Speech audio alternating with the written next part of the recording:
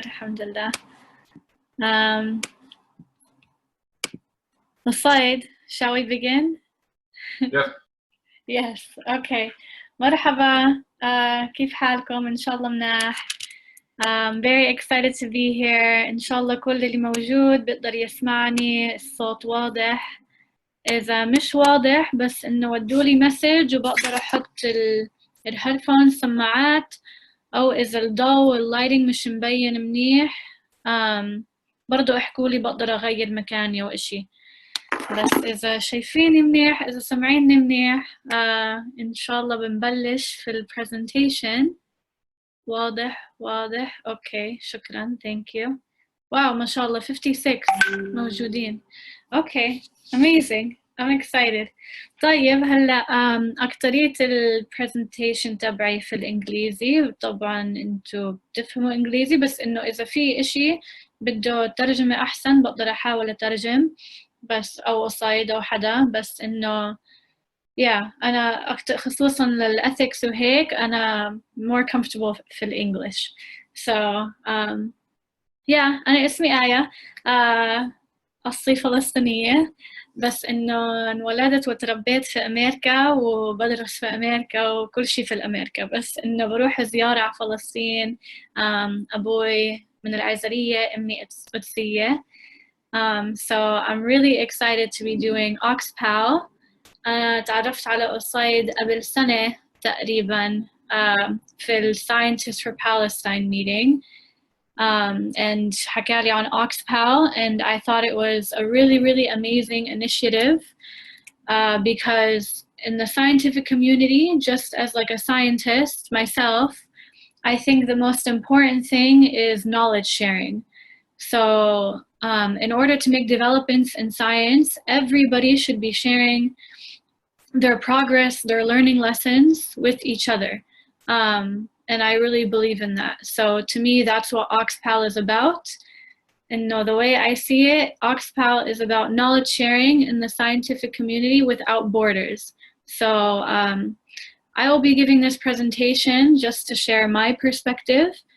بس طبعاً أنا حابة أتعلم منكم كمان. At any point, إذا في سؤال، إذا في comment, please don't hesitate. Share with me، لأنه أنا مش هون بس أعلمكم إشي، إنه أنا بس هون to share my perspective, but I really want to learn from you guys too. So anyways, I'm happy to be here. I'm very excited. خليني أبلش السكرين شير، لأنه أظن لحد هلأ أنتم مش شايفين السكرين تبعي، بس شايفين وجهي، مش البرزنتيشن، صح؟ Okay. Yes. Okay. So I will begin the screen sharing. Recording. Screen share. Start share. Okay. Yes, share screen. Good. You guys can see my screen now?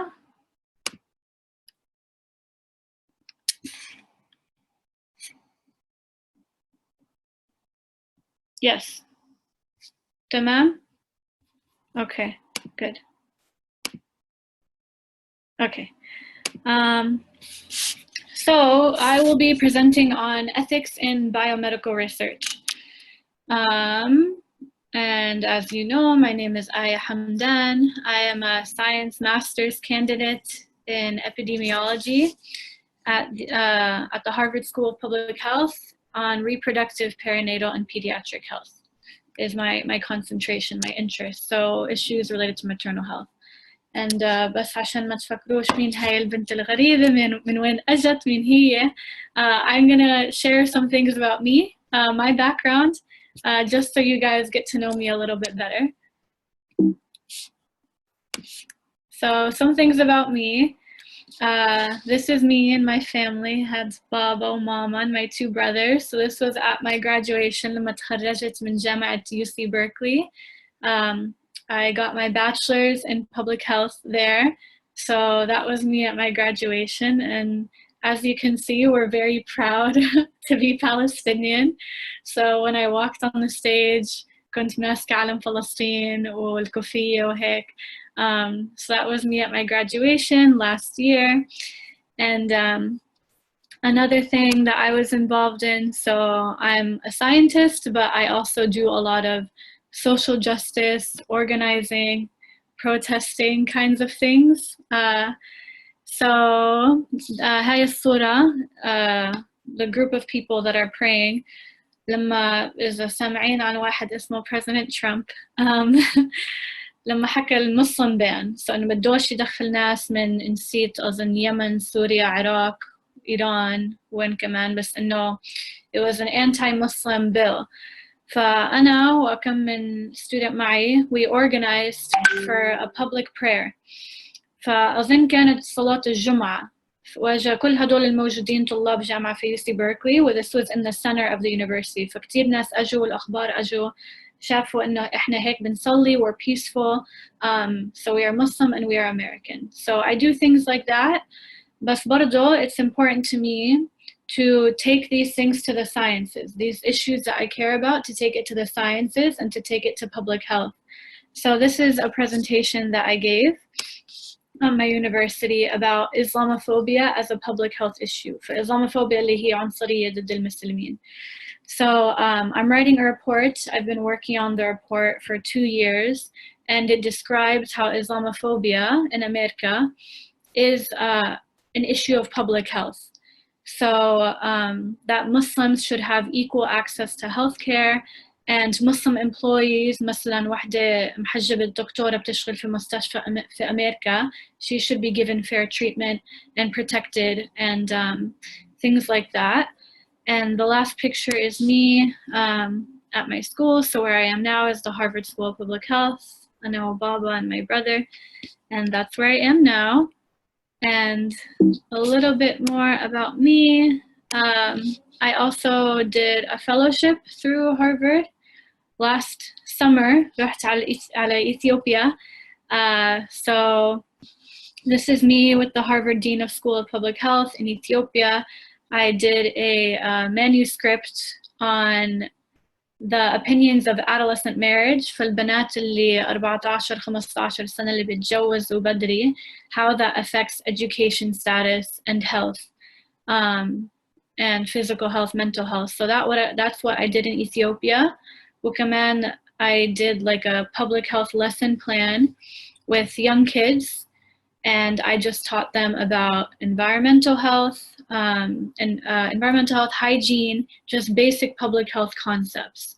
So I did that in Ethiopia through Harvard, but seeing that it was something very simple for me and no basic public health concepts, I took it to Palestine by myself. يعني دغري بعد إثيوبيا رحت على فلسطين, لقيت حالي قريبة على فلسطين, وكان اللي زي 8 سنين مش راجعة فلسطين. So I went to Palestine right after Ethiopia, and برضو درست أولاد صغار 6 to 8 years old on public health. So basic like smoking, why smoking is bad for your health, why you should take care of the environment, hygiene, hand washing وهيك. And I also taught a group of teenage girls volleyball to show that like young women should feel comfortable exercising and to teach them a new sport. And lastly, in Palestine last year, my trip, I brought my professor من UC Berkeley, بدرس عن تاريخ أمريكا, واحد هيك أمريكاني. So he knew about Palestine a little bit, كان عارف شوي, بس عزمته يجي يزورني في فلسطين, يزور أهلي اللي موجودين هناك, وأجا وتعلم كتير وانبسط كتير, طعمناه كنافة وكل شيء, و يعني صار very involved in the Palestinian cause. So هلأ هو رجع UC Berkeley بدرس الطلاب اللي هناك, وصار يعلمهم عن فلسطين وعن تاريخ فلسطين. So that was a really good experience, and again, knowledge sharing. So okay, enough about me. لساتكم معي موجودين؟ أنا مش سامعة حد غيري, فبدي أتأكد إنه لساتكم معي. Good? Okay. طيب, هلا a basic outline of what we will be doing. معك. Okay. شكراً هيا. So two main things in this presentation. أول إشي إنه the history of ethics in biomedical research. So why do we need ethics in biomedical research? ثاني إشي ال IRB approval. So IRB اللي هو the Institutional Review Board. And I will be describing the situation in America because that's what I'm most familiar with. But we also want to hear the perspective of getting research IRB approval in الضفة وغزة. So الوضع شوي إنه في فرق بين الضفة وغزة، ففي ناس موجودين رح يحكوا they have experience in getting research approval. So they will share their experience and we will invite other people to share their experience. So the rest of us can learn, inshallah. Okay. So that's the outline. أول إشي, why do we need ethics in research? Why is it important? So two main reasons. The first reason is to protect patient volunteers. And I will share a number of examples in the past where things have been unethical. And the second thing is to preserve the integrity of the science. So to make sure that the science is credible, we need to make sure that it is ethical. Otherwise, we cannot use the science. So those are the two main reasons why we have ethics in biomedical research. And a brief history as to how we reached this point today. So I will talk about these 4 different things that were really, really important in terms of ethics in research. And maybe you've heard about some of them, but maybe you haven't. But I know that every single epidemiology class I've taken, every research course I've taken, we study these cases. So they're very important. And the first thing is the Nuremberg Code. For those who have not heard about it, so the Nuremberg Code is considered the most important document in the history of medical research. So this happened in around the سنة 1947. So وقت Nazi Germany مع هتلر وهيك كان في كتير ناس جمعوهم في ال concentration camps. وأجا دكتور and he started to do medical experiments on the people that were living in the camps. He did not tell them, I'm doing an experiment on you. He did not ask for consent. بس إنه هيك أجا شاف ناس من غير authority and he tortured them. He was very violent. He did a lot of harm to them. And that was obviously very unethical. So he did this for a long time. And judges في أمريكا, sorry, I got a message. I can't hear you. Okay, جمانة مش سمعتني. الباقي سمعيني ولا راح الصوت؟ I can't hear you. Yes, we can. طارق, أحمد, okay. طيب, الباقي سمعيني. Okay. خير إن شاء الله. I'll keep going. So after this, American judges heard about the situation and they said that we need to develop something to make sure that this does not happen again. So they came up with 10 principles that are called the Nuremberg Code. And all of these 10 principles need to be followed in every single research study that is conducted. So a summary of what they are. أول إشي اللي هو consent. The people that are in the study need to be aware that they are in the study and they need to provide consent that, yes, I agree to be in the study and I know what the study is about. So we'll talk more about that later. And second thing, it's for the greater good of society. Human experiments should be based on previous animal experimentation. Before you experiment on humans, try to develop conclusions from animal studies. Avoid physical, mental suffering. Do not do experiments that have risk of death or disability. Risks should outweigh the benefits. There should be more good than bad, than potential bad. Protect the subjects. Experiments should only be conducted by qualified scientists. Subjects should be able to end their participation. If a study subject no longer wants to be in the study, then they should have the freedom to do that, to end their participation anytime they want, without question.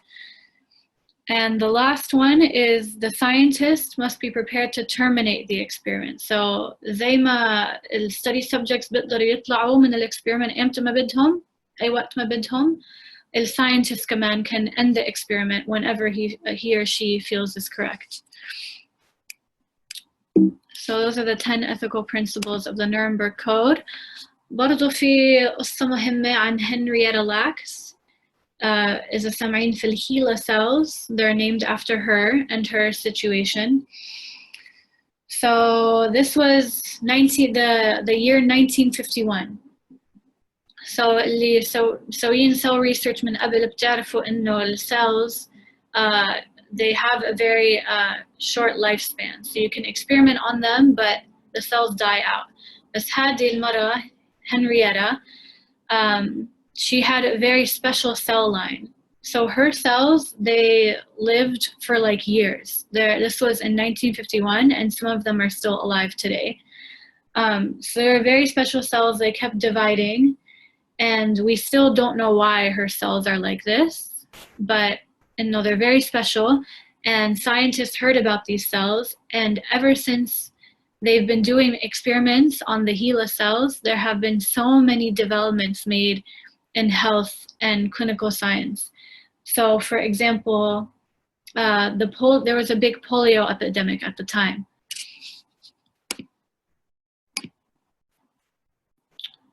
Okay, another person can't hear my voice. Press on the dial via app.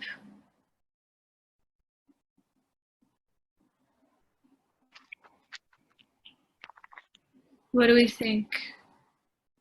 في ناس سمعيني، في ناس مش سمعيني، مش عارفة إذا المشكلة من عندي ولا من عندهم. Yeah, Galaxy G, could you please double check your voice settings? بس إنه أظن الأكترية اللي موجودين سمعيني. So I will keep going لأنه أظن المشكلة مش من عندي. Okay. So the HeLa cells, ever since we discovered these HeLa cells, we were able to make so many developments in the scientific community. So we developed a vaccine against polio, which was a very lethal, deadly, widespread disease at the time. And it allowed us to study measles, mumps, HIV. And because of the HeLa cells, we discovered that there are 46 chromosomes in DNA. So these are like huge developments in science that were all made because of this one woman's cells. And they were very special cells, like they could travel on any surface without dying, without diminishing. And a fun fact, you can get a vial, a tube of these cells for $250 up to $10,000 American dollars per vial. So these are really just incredibly valuable. They did amazing things, and there's even a movie about it مع Oprah. إذا بتعرفوا Oprah, كان في فيلم عن قصة Henrietta. So it was a really huge big deal. And the unethical thing, this is where the ethics comes into play. The woman, Henrietta, was never asked for consent. The cells were used after her death. And on top of that, her family had no idea. أهلها ما كانوش عارفين إنه the scientists were using her cells for anything. ما سألوهمش. They did not inform them. They did not give them any compensation. بس إنه Henrietta ماتت, and they started using her cells without anyone's consent. And as you can see, a lot of money and a lot of developments came from this story, from her cell line. So, سؤال إلكم عشان I want you guys to be involved and make sure you're listening and engaged, and I want to hear your feedback. Do you think, what do you think should have happened? Does her family deserve an apology, recognition, compensations? Should we pay them? for all of the millions and millions of dollars and developments that were made from there, because she still has family alive today. So what do you guys think as a reflection? Maybe you can chat, or I can unmute. You can unmute yourselves. تقدروا تقيموا الميوت بس حد بده يحكي. But yeah, I want to hear from you guys. We should pay them. Compensation would be fair. Okay, so how much money? How do we determine what the compensation is? How much do we pay her family?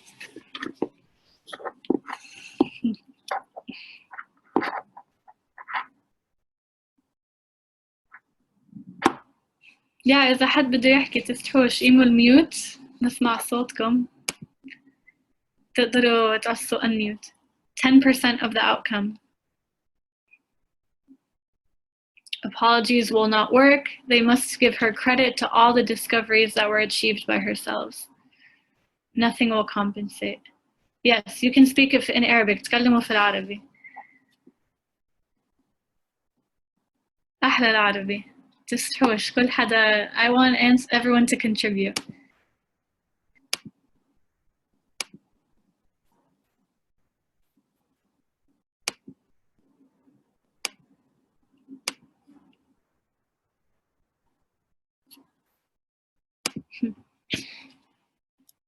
Okay, it looks like apologies are not enough money. They deserve compensation. Okay, tamam. Compensation and an apology, and there should be a fair trial. Yeah. Have you guys heard about this story from before? سامعين عن قصة هنريتا من قبل؟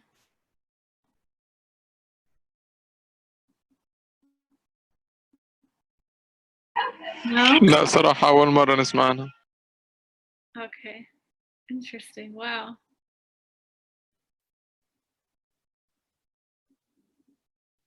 Not really. Wow. Okay. Well, I'm glad to share. There's a movie كمان. إذا بدكم تحضروا الفيلم. It's a really important story. Why would scientists choose her in the first? شو اسم الفيلم عفوا؟ اسم الفيلم هي الصورة موجودة على السلايد. Immortal Life of Henrietta Lacks. Scientists chose her عشان السؤال اللي في الشات من دنيس الحسياني. كان في عندها كانسر، فإنه هي كانت في المستشفى treatment for her cancer. بس لقوا إنه السيلز من التومر تبعها بعد ما ماتت they discovered that her cells were special. Yeah. Okay, very cool. طب الحمد لله. So far you've learned this جديد. Good. Okay, I will keep going. Okay, so the other important thing is the Belmont report. So the Belmont report outlines 3 different ethical principles that need to be followed in every single research study. Keep close to the laptop. Okay. So yeah, the Belmont report. There are 3 different ethical principles that came from the Belmont report.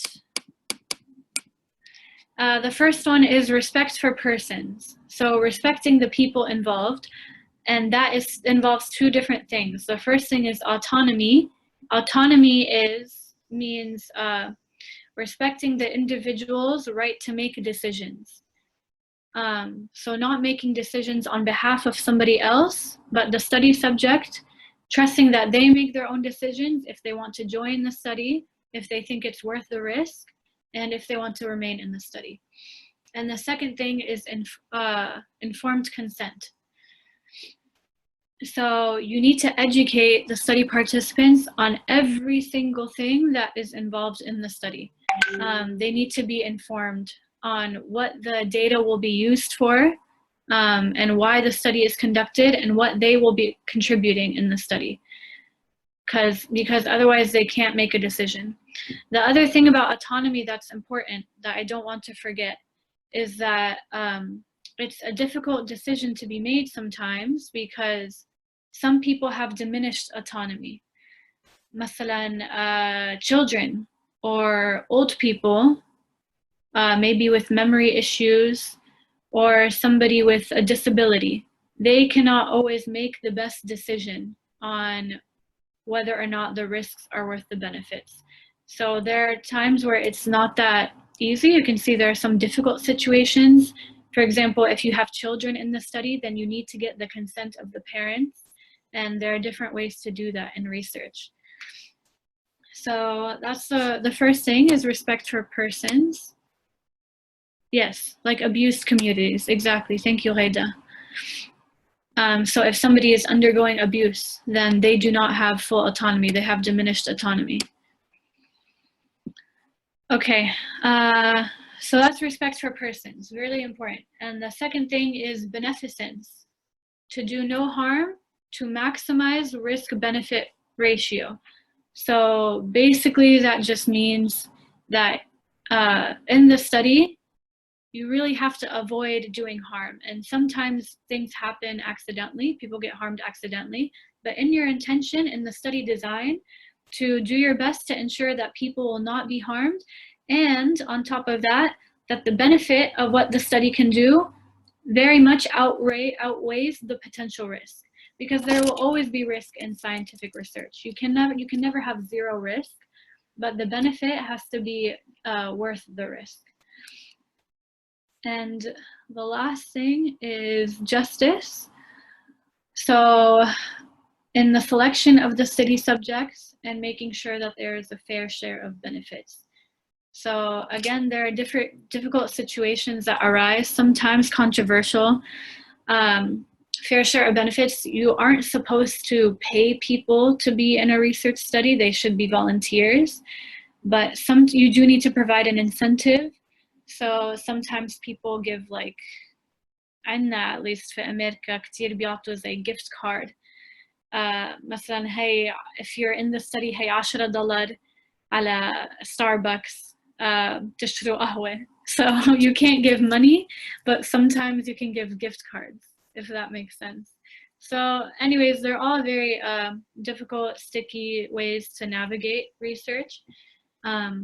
But these are the 3 ethical principles from the Bellman report. And this was in, actually, I don't know what year.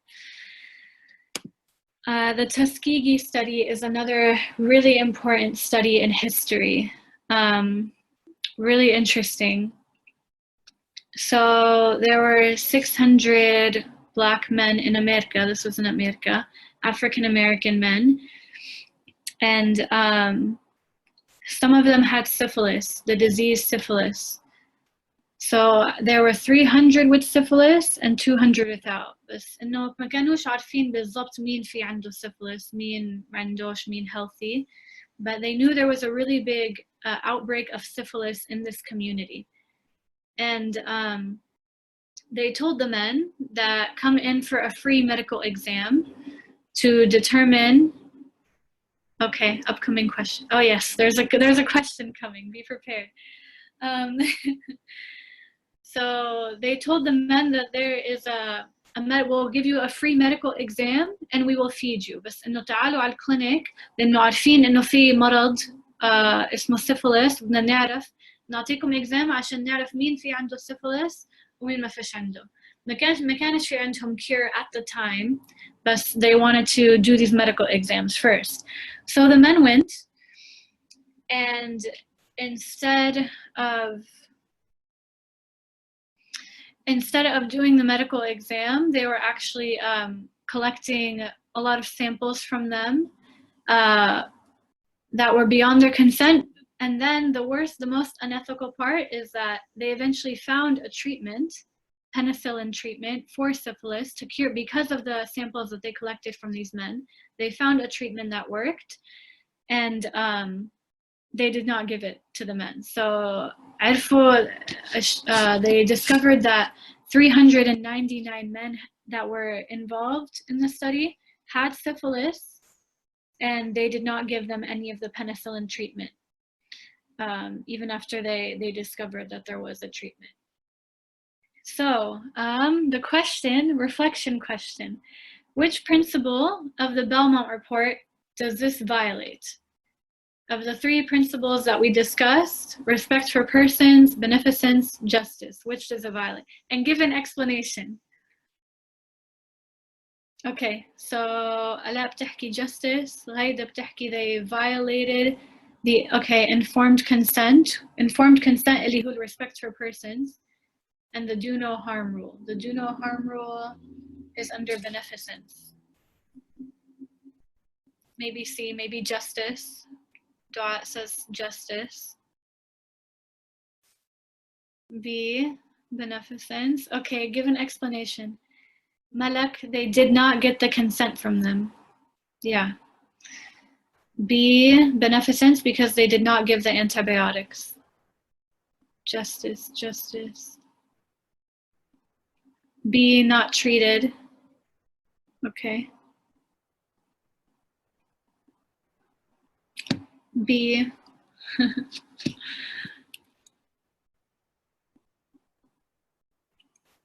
It's A and B. Does anybody want to unmute the mic to share, to verbally?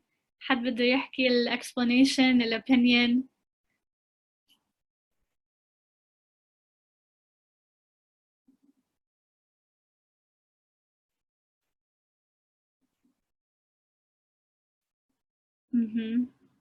Racial issues is important. Malak, racial issues. That's really important. So all of the men were Black African-American men. So they really took advantage of that.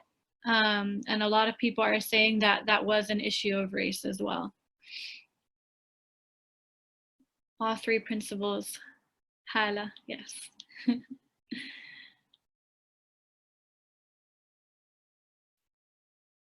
ولا حد بده يحكي على الميكروفون؟ على audio?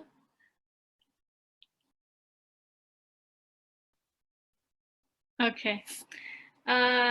Yeah, we got answers for every single option basically, and I definitely agree. Yeah. Okay, thank you guys for the answers in the chat. I completely agree. There is an argument for all three principles. So they were not told that they were in a research study. They were told that they were just going for a medical exam. So there was no informed consent. There was no respect for persons. Maximize risk benefit, they were not given the treatment. So maybe there was not much risk. They just took samples from them. But once they did get a treatment, they were not given the penicillin. And justice was definitely violated. We mentioned the issue of race. They were all Black men.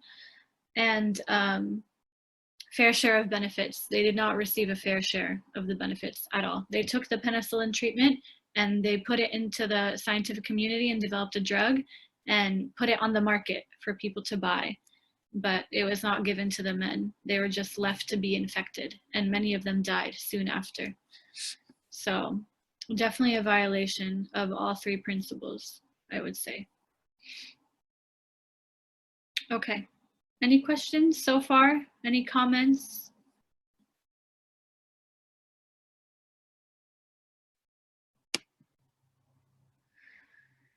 Okay, if not, then we will begin discussing IRB. So IRB stands for Institutional Review Board, and any study that involves human subjects research needs to be confirmed and approved by the IRB. IRB is a committee of people that determine whether the research is ethical or not and can be conducted. And it goes through this committee before the study can begin. So it's a very kind of intensive process, but the question of when do I need IRB approval? Two different things. Oh, Laida has a question. What stopped them from sharing the treatment with the patients? That's okay, I'll answer now, thank you. Because they wanted money. They wanted to be able to sell it and put it on the market. And they did not think that it was, I think they were farmers. I don't want to misspeak, but the group of men, they were very low income, and I believe that they were either farmers or construction workers. And they did not think that they would be able to spend a lot of money on the drug. So instead of giving it to them for free or for low cost, they put it on the market. Yeah. So anyways, the IRB, so is this committee, and yeah, maybe some of you have dealt with the IRB before. I will share my perspective from research in America. We definitely, anytime we begin a study long in advance, some of the most difficult process is actually dealing with the IRB, because they're very particular about what exactly needs to be done before the study can even begin. So there is a website I wanted to show you guys just to make it a little more organized. They have these charts. So the question is, are human subjects involved, or is it research? And they have charts on the HHS website. So this is the HHS Office for Human Research Protections. So you guys can visit this website and you can see exactly what is outlined. So to assess, is an activity research involving human subjects, and is it research? So there's a flow chart that you can go to, because sometimes there are things like secondary data collection. I'll show you guys the chart briefly, but I won't go through it in detail because that will be boring and unnecessary. And what we want to talk more about the situation in Palestine rather than America. But you're welcome to visit this website and explore the different charts that they have. And yeah, it's very, very specific and outlined in detail. But that's the chart, that's the website. Presenter view. No. And just different ways to determine if human subjects are involved. So how do I know if I am doing research? If you're going to present, publish, or share the results of the study, which is the intention of pretty much any researcher, is they want to publish the research and share the results for some purpose, then you're doing research. And sometimes there's secondary data being used. So the question, do I still need IRB approval? If the data source is public, then no, because the people who obtain the data using primary source probably did receive IRB approval. But if you obtained it privately, then you still need to obtain IRB approval. So that's how you know if you're doing research, if you're going to present or publish or share the results anywhere. How do I know if I'm using human subjects? Human participants, so this is from the same website, HHS, Human Health Services, I believe.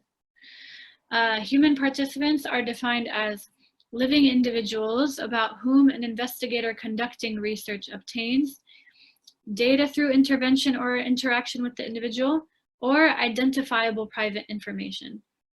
So if you're going to be sharing somebody's ID number or their name or who their family is or their address, where they live, these very personal ways that you can identify somebody, then it is still involving human subjects. Even if you're not experimenting or collecting data on the person directly, if you still have information on them, that's still considered using human subjects.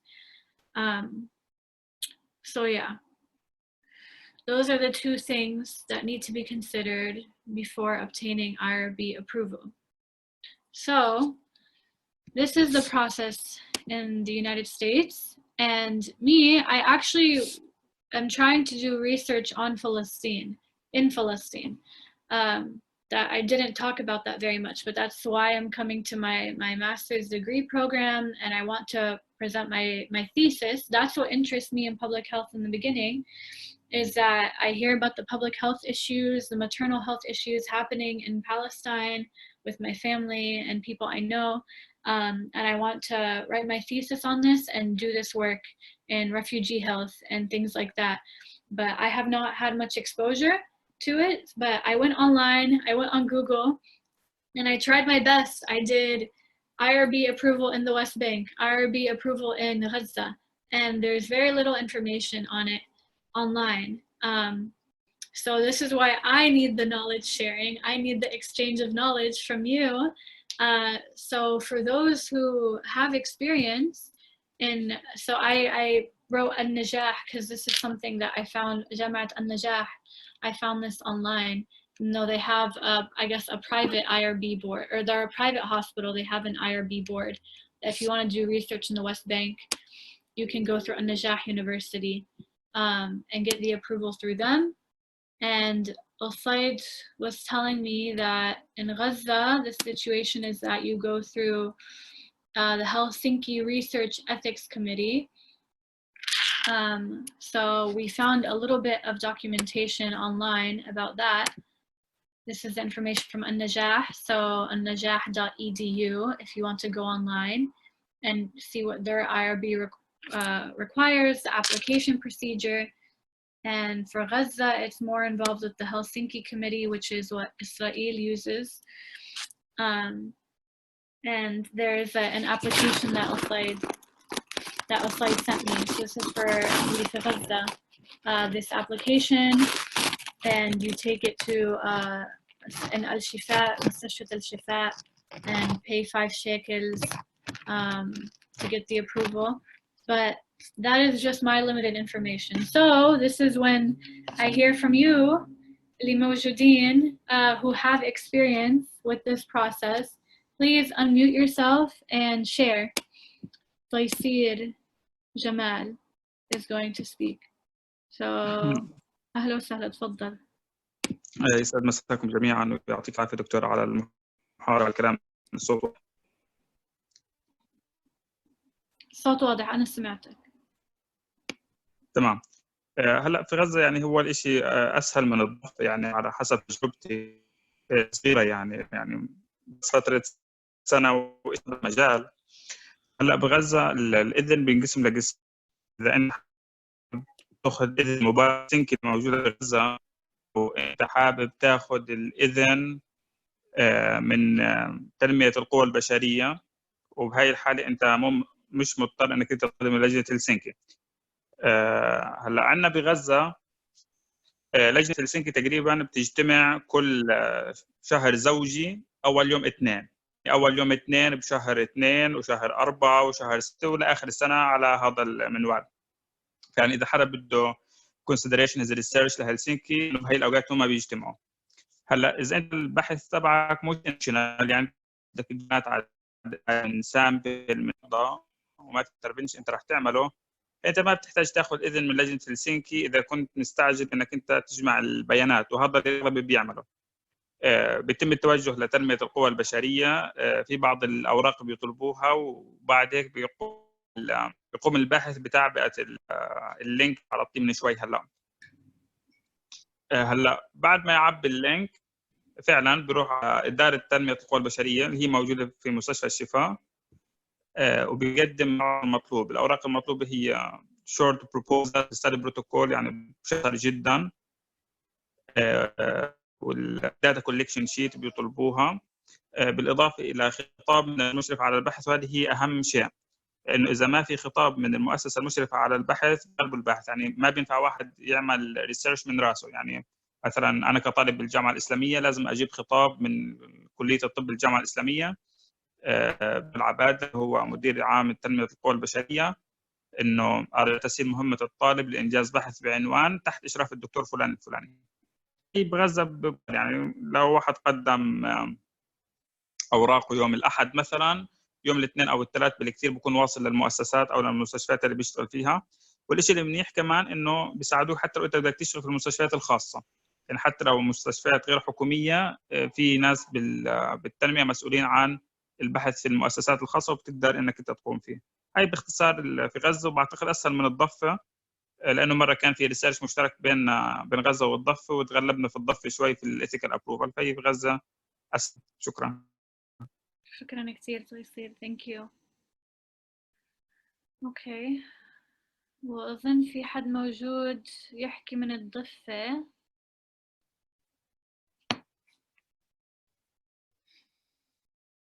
مين حكينا من الضفة؟ إبراهيم موجود؟ I think إبراهيم right إبراهيم أوكي تفضل إبراهيم لسه بتحط الأنميوت على الميكروفون على السماعة. السلام عليكم يعطيك العافية. وعليكم السلام الله يزيدك عافية. سامعين صوتي ولا بقطع؟ لا لأنه منيح. النت عندي بطيء، كان الفيديو كل شوي يضل يفصل ويطلع تمام واضح. أوكي تمام. هسه بالنسبة للإثيكال أبروفل عندنا في الضفة هون، هو كمان سهل ومش معقد زي عندكم بأمريكا. أنا عشان خريج جامعة القدس، بجامعة القدس ما في عندنا IRB كوميتي، فبالتالي الإذن كنا ناخده من عميد الكلية.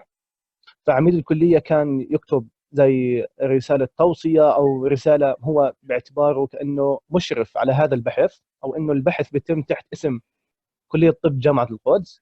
فكنت أخذ هذا الكتاب وأرفق معه الريسيرش بروبوزال، أو إذا في عندي مثلا كويستشنير أو في عندي داتا كولكشن شيت، فأرفق هذول الثلاث شغلات اللي هي الرسالة من المؤسسة المشرفة اللي هي كانت كلية الطب، او انه ممكن تكون مثلا نقابه الاطباء، او مثلا تكون جمعيه معينه مثلا جمعيه الجراحين او جمعيه الاطفال الفلسطينيه والى اخره.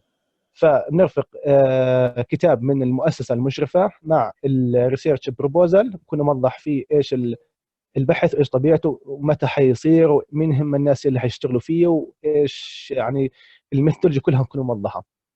وبرضه كمان اللي هي الداتا كولكشن شيت او الكويستشنير بنبعثها لوزاره الصحه، هي للجنرال دايركتوريت اوف هيلث اديوكيشن، المديريه العامه.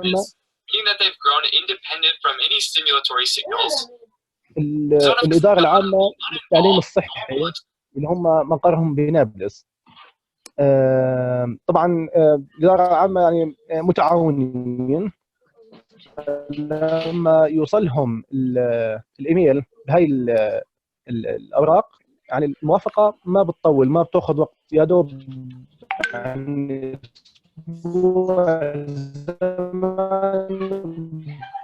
تكون جاهز. بس بالنسبه للصا بتغلب شويه، لانه كل مستشفى خاص بيطلب انه موافقه خاصه فيه.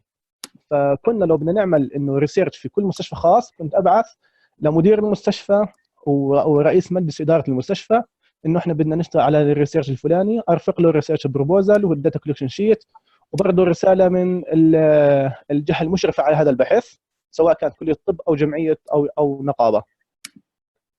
وكانوا برضه يكونوا متساهلين معنا، واغلب الاوقات انهم كانوا يعطونا الاذن خلال فتره قصيره، خلال اقل من اسبوع. بالنسبه لمستشفيات القدس يعني شويه بيغلبوا بالموافقه. الموافقه من عندهم مع الاسف يعني بتطول، يعني ممكن بتاخذ حوالي شهر عبال ما ناخذ الموافقه منهم. بس بالنسبه للمستشفيات الحكوميه والمستشفيات الخاصه بالضفه فالوضع سهل كثير، وممكن ناخذ الموافقه خلال اسبوع اسبوعين ماكسيموم تكون جاهزه. طبعا شغله مهمه جدا انه انا واجهت المشكله هاي، انه بعد ما خلصت من جامعه القدس وجيت بدي اعمل ريسيرش جديد، فبعث لوزاره الصحه انه هي بدي اشتغل على ريسيرش جديد، فحكوا لي انه ما بزبط تشتغل كفرد، يعني احنا ما بنستقبل طلب من فرد. فانا حكوا لي انه لازم ترجع على النقابه تاعتك. فانا بدور تواصلت مع نقابه الاطباء، فنقابه الاطباء يعني انا يعني صرت كاني بشتغل تحت اسم نقابه الاطباء، فصفت انه الجهه المشرفه علي هي نقابه الاطباء. فرفعت الكتاب باسم نقابه الاطباء لوزاره الصحه، وبدورها وزاره الصحه وافقت على اجراء البحث مباشره. فهذا بدي اوصله، انه اي حدا بده يشتغل ريسيرش لازم يكون عنده هون فلسطين. وزاره الصحه ما تتعامل مع افراد، تتعامل مع مؤسسات، فلازم تكون تحت اسم مؤسسه، سواء كانت جامعه او كانت جمعيه او مؤسسه شغاله عندنا. هذا بالنسبه للايثيكال ابروفال. بالنسبه للضفه شو بدي احكي كمان؟ اوكي بس بدي اعلق على شغله. هسه انت يعني كفيت ووفيت، الله يعطيك العافيه ايه.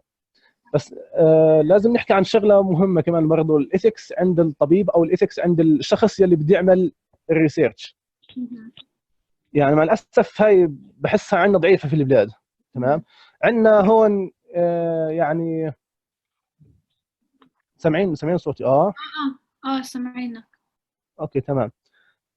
عندنا هنا مشكلتنا، بحس يعني طلابنا واطبائنا انهم بس بدنا نشتغل ريسيرش عشان ينتشر اسمنا في هالارتكل وخلص، انه هاي احنا عندنا ريسيرش وبنشتغل ريسيرش. ما بهمهم ايش الكواليتي ايش حيطلع من هذا الريسيرش، ما بهمهم انه والله هاي الداتا صح تكون 100% صحيحه ولا لا.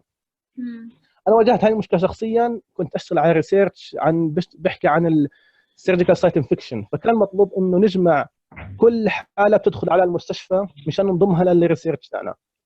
فكان في البروتوكول تاع البحث لما نشرناه للطلاب وللناس اللي بيشتغلوا معنا في الريسيرش، كان مكتوب انه حتى يدخل اسمك على قائمه الكو اوثرز في الفاينل بابليكيشن، انه على الاقل يكون عندك 1 كيس، اتليست 1 كيس. ففي ناس من كانوا مشتركين اخذوا بهي العباره بشكل مسلم، انه اخذوا خلاص انه احنا بنجمع جاست 1 كيس واسمنا بيدخل على الفاينل بابليكيشن. فكان هذه مشكله، كانت انه كان في طلاب ينزلوا على المستشفى يجمعوا داتا، يجمعوا بس حاله واحده فقط مشان يضمنوا ان اسمهم يدخل على الفاينل بابليكيشن، وبالمقابل يعني كان بعدها يدخل كمان حالات وما ياخذوها. كنت انا اتواصل معهم احكي لهم هل دخل حالات ثانيه؟ بيحكوا لي لا ما دخل ولا حالات، بس دخل حاله واحده. هسه لما جينا نعمل فاليديشن للستدي تفاجئنا انهم ما كانوا صادقين، كان اصلا دخل عده حالات على القسم لكن ما اخذوها، اخذوا بس حاله واحده فقط مشان يدخل اسمه على الفاينل بابليكيشن. فكانت هاي المشكله انه الناس المشاركين في البحث معنا ما كانوا صادقين، ما كان عندهم الايثكس انه يكونوا فعلا انا لازم اجمع داتا خلال شهر معين، اذا لازم اجمع جميع الحالات اللي بتدخل على القسم واللي تنطبق عليها الكريتيريا تاعتنا. فهاي المشكله واجهتنا، وحاليا بصراحه انا برضه بتواجهني في كمان ريسيرش عمالي بشتغل عليه، انه يعني انا حاليا بشتغل على بحث انه بنوزع فيه استبانات على الناس. فبتلاقي انه بعض الاشخاص بيلجأوا انه بيعبي الاستبانه بشكل عشوائي من عنده، انه يلا بدي انجز استبانات واخلص اللي علي. فبالنهايه هو بيعبي استبانات خاطئه من عنده عشوائيه، وبالتالي انا بيعطي معلومات خطا، وبالتالي احنا بنبني نتائج خطا وكل شيء خطا بكون. فلازم احنا يعني عندنا بفلسطين هون بصراحه مش عندنا كلينيكال تريز لحد الان، ما اعتقد انه حدا اشتغل كلينيكال تريز في فلسطين.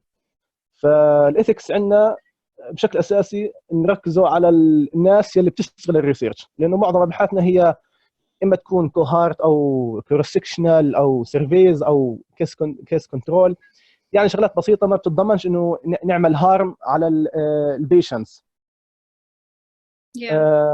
وطبعا انه كمان شغله انه لما كنا نجمع بالمستشفيات كان المفروض انه كل شخص يروح على المريض وياخذ منه الكونسنت فورم. اتفاجات انه بعض الداتا كوليكتورز اصلا ما كانوا يشوفوا المريض وما كانوا وقعوا الكونسنت فورم منه، فكان المريض اصلا ما يوقع الكونسنت فورم، كنا ناخذ منه الداتا بدون علمه. هذا الشيء اكتشفناه بعدين في مرحله الفاليديشن. وهذا اللي عندي. شكرا لك، شكرا جزيلا على المحاضرة القيمة والله. Thank you so much. صراحة بالعافية. الله يعافيك يا رب. أشياء مهمة كتير. thank you كتير. واحد تاني، أنت sorry دكتور من وين؟ جامعة القدس؟ أعمل ميوت. أوكي. نعم، أنا اسمي إبراهيم صليبي، خريج جامعة القدس سنة 2019 وحاليا طبيب امتياز في مستشفى الخليل الحكومي. أوكي، يعطيك العافية. الله يعافيك يا رب. وحد تاني يحكي من يا الضفة يا غزة. بدنا نسمع من الwomen اللي موجودين، ladies. تفضلوا. Either challenges or experiences, anything.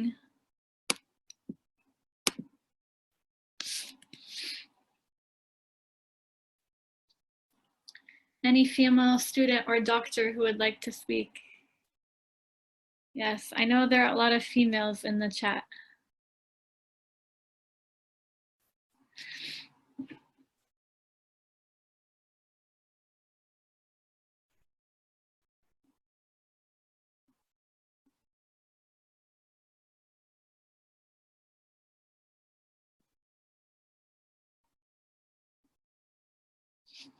or anybody.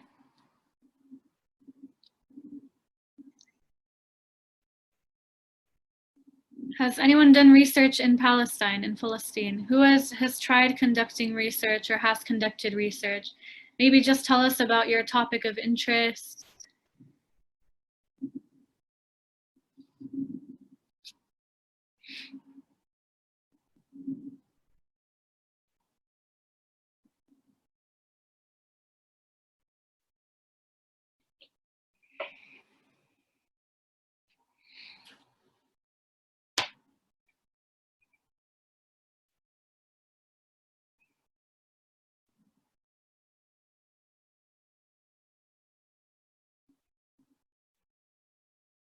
Mm.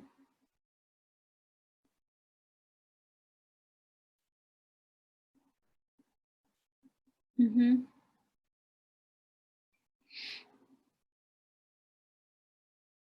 مرحبا جميعا. شكرا آية. أنا أسيد، بس حاب أضيف شغلة قبل ما حدا إذا بده يشارك.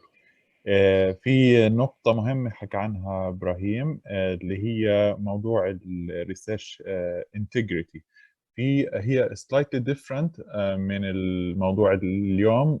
في كورسز كاملة عن الريسيرش integrity. You can Google it online أو راح أكتبها في الشات بوكس.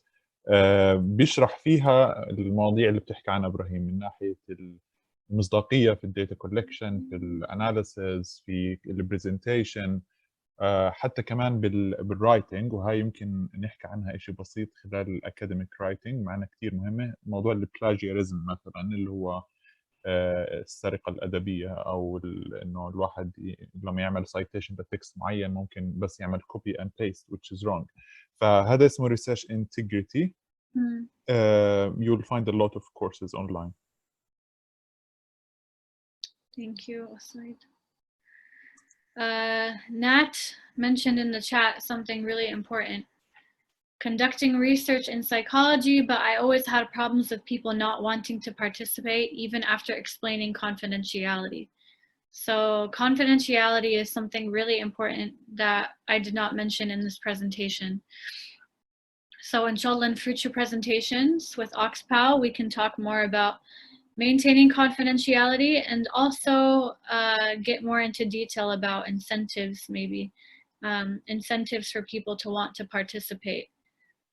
Because some people are scared and بدهم يعطوا اسمهم، بدهم يعطوا DNA samples or whatever. Some people are afraid of these things or are skeptical. So that was a good point. Thank you, Nat, about confidentiality. Okay. Anything else? Anyone else? مرحبا. مرحبا، أهلين. أهلين. بس حابب أضيف شغلة صارت معي. أنا أول شيء معتز الإسي، طالب سنة سادسة بكلية الطب الجامعة الإسلامية. بعتقد ممكن تيسير يفيدني بهذا الشيء، أو أي حد له خبرة بهيك شيء. أنا الآن يعني إحنا شغالين على بحث تخرج، ف قدمت لحتى أخذ ethical approval من التنمية. أنا بغزة للعلم، فقدمت لحتى أخذ ethical approval من التنمية. تقريبا صار لي أكثر من شهر. بصراحة يعني حاسس إنه زي تأخير متعمد، مش راضيين يعطوني هذا الابروفال تو كولكت داتا، يعني بحجة إنه أنا أول شيء إنه بحثنا بيتكلم عن outcome after lower limb injuries، خاصة يعني بتعاون مسيرة العودة بآخر سنة cross-sectional study. أيوة، فهم يعني حسب the justification إنه هذول فئة خاصة وبيحتاجوا يعني إنه يوافق عليهم من عدة جهات، منها وزارة الداخلية. ما بعرف صراحة، أنا يعني تقريبا ديلي بروح عليهم هناك. إنه شو المشكلة صراحة، مش ما في أي شيء يعني مقنع. إنه خلاص إنه زي كأنه بدي آخر الإذن وخلاص، يعني بقولوا إنه الشيء معرضنا على الداخلية وبنستنى فقط. مم. طب إنه يعني تعطيني وقت معين وقتيش ترد علي، ما في أي شيء. ما بعرف إذا يصير مر عليك هذا الشيء، إنه في أشياء اسمها فئة خاصة أو في فئات مش مسموح مثلا نبحث فيها. ما بعرف إذا حد مر عليه هذا الشيء والسايد أو واللي شو ممكن أسوي. طب بدي اشوف تيسير، شو رايك تيسير؟ على اساس كان السؤال لك، واذا ما رد تيسير انا راح ارد. يعني معك دكتور سيد. أنا بعتذر ما عرفت عن حالي في المرة الأولى. أنا تيسير جمال عفيفي، طالب بالمستوى الخامس بكلية الطب الجامعة الإسلامية. هلا مر علي شيء زي هيك. أنا بعرف زميلي إلنا كانت من نفس الفئة اللي هم مرضى مسارات عفوا اللي هم المصابين من مسارات العودة. كان البحث بس بإشراف مؤسسة خارجية، يعني مؤسسة مش من غزة، فعشان هيك تم تحويل الملف لوزارة الداخلية. هلا هاي ممكن تصير كثير ويعني وبتحصل معي حاليا. برضه بحث قدمته وحكوا لي انه انت لازم تبعت لوزاره الداخليه وبعدين تجيب الاذن من هناك. هلا انت ممكن يا معتز مشان تسهل امورك تسيبك من التنميه. يعني التنميه في النهايه او يعني الاذن اللي بيطلع من التنميه يعني بيكون من جهه اكبر منه، هي من هلسنكي. فانا بقترح عليك لو تتوجه للوزاره للدكتور عبد اللطيف. الدكتور عبد اللطيف هو تقريبا المسؤول في الوزاره عن التواصل مع وزاره الداخليه، بما انه هو مسؤول عن التعاون الدولي والاشياء اللي زي هيك. فممكن عبد تتوجه اللطيف للدكتور عبد الحاج. اللطيف. صحيح، دكتور عبد اللطيف الحاج. ممكن تتواصل معاه، وهو حتى ممكن هو اللي يبعث لك ورقك لوزاره الداخليه. وانا ما بعتقد انه الاذن من وزاره الداخليه بياخذ وقت، خصوصا انه انت كل شغلك محلي، يعني سواء المؤسسه المشرفه او حتى المشرف على البحث او اللي راح يجمعوا بيانات البحث كلهم من غزه. فما في اي مشكله بهذا الشيء. وغير هيك في دكاتره في المستشفيات يعني اشتغلوا على هذا الموضوع وشاركوا بمؤتمرات على اللور ليم انجري اوتكمز والاشياء هاي. فما بعتقد انه في مشكله، وكان في جمع بيانات مباشر من مصابين مسارات العوده. فاذا الموضوع واقف من عند التنميه، فانا بقترح عليك تتواصل مع الدكتور عبد اللطيف الحاج، راح يفيدك كثير. ولو حتى خبروك انك تتواصل مع وزاره الداخليه، بامكانك تاخذ ورقه اذن من الكليه لوزاره الداخليه انه احنا بحثنا كذا كذا. المؤسسه المشرفه هي كليه الطب الجامعه الاسلاميه، والمشرفين وكل وكل اللي راح يشتغلوا في البحث هم من غزه. وممكن بعد هيك انه يتم الاذن. يسلموا تيسير، شكرا. وبتمنى معتز انه وصلتك الاجابه. انا بس حاب اضيف شغله، انه شغلتين. اهم شيء انه تحاول ما تعملش مشاكل مع التعاون سواء الاي ار بي ابروفل او الوزاره، يعني حاول تمشي مع اللي بدهم اياه. اذا الاشي يعني طول واخذ وقت، ممكن تشوف حدا اعلى شوي بحيث انه يسهل المهمه، وفي الاخر بتمشي. لكن لو انت عملت معهم مشاكل وحكيته من حقه ومن هالكلام، للاسف يعني ما مش حيصير في شيء ايجابي، يعني حيكون في عاقب زياده. يعني هاي تجربتي الخاصه في الشغل في غزه مينلي. شغله تاني، في انا بعرف نفس البروجكت، في كان في جروب على الفيسبوك بالدكتور، في اتوقع دكتوره نجله ابو جامع بتشتغل على شيء شبيه. ما بعرف اذا بتشتغل معها ولا لا، فممكن تسالها، لانه هي كانت تحكي عن الاوتكمز اوف لور ليمب انجري بعد الجريت مارش اوف ريتيرن. فبس هي الكومنتس تاعهم. تمام. شكرا تيسير ودكتور سعيد. ان شاء الله يعني بحاول اشوف الدكتور عبد اللطيف الحاج.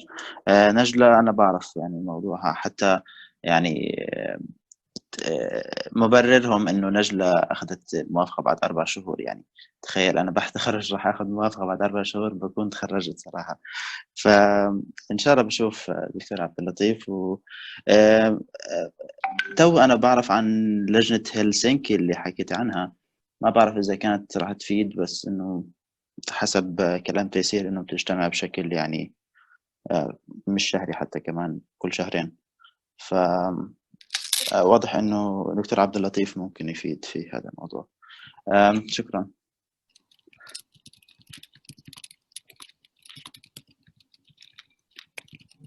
Okay, شكرا كتير everybody. we have to end لأنه ال 1 hour session خلص، بس إنه انبسطت كتير معاكم وتشرفنا. I'm really excited and honored to have this experience with you guys, and inshallah this is only the beginning, so we will continue this conversation. This is my email. وإذا بدكم تقولوني على LinkedIn برضو هذا LinkedIn URL. Yes, we will share the presentation,